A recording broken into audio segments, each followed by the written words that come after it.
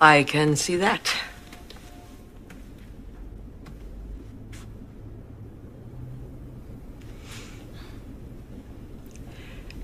Denny,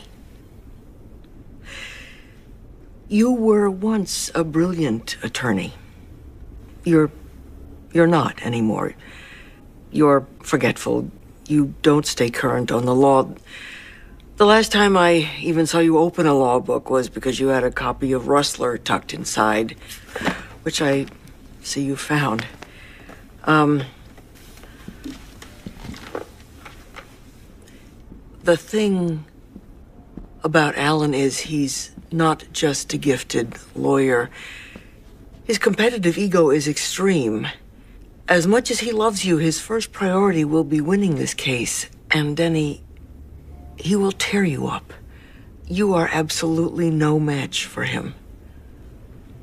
I don't want you to handle this case. Not your decision. Now, if you'll excuse me, I've got a case to prepare. You too, Alan.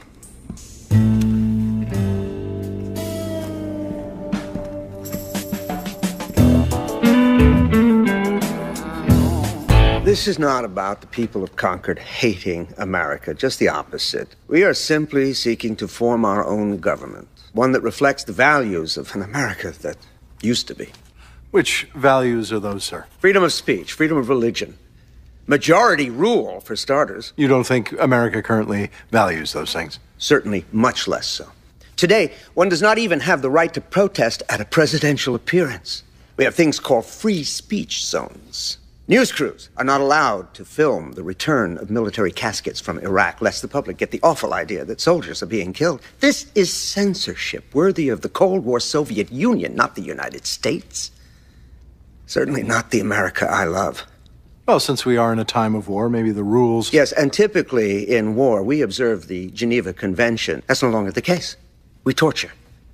We lock people in prison camps like Guantanamo, with no opportunity for a real hearing. We are guilty of the very oppression the colonists reared up against to begin America. Thank you, sir.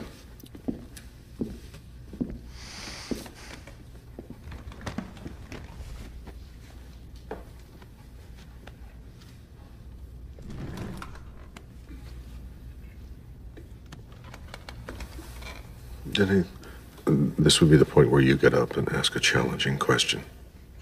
Do you have any?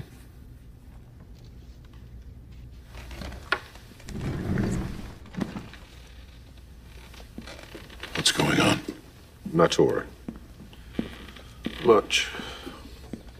Your Honor? Mr. Crane?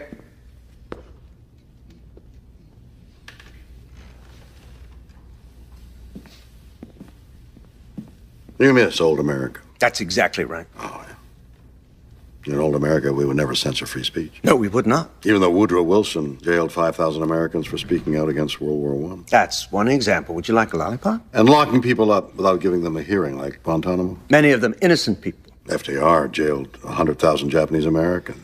Almost all of them innocent, many of them children. The Japanese internment camps were an isolated incident for which we remain ashamed.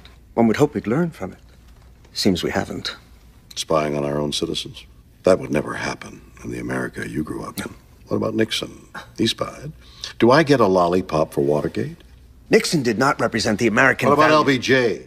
He used the FBI to spy on reporters. Bill Clinton. You're going to equate Bill Clinton with what goes on today? According to the ACLU, Bill Clinton expanded stealth surveillance far beyond any previous administration ever, and that was during a time of peace. Bill Clinton certainly never tortured people. No. He practiced rendition, shipping suspects off to other countries like Saudi Arabia, Egypt. And they tortured for us.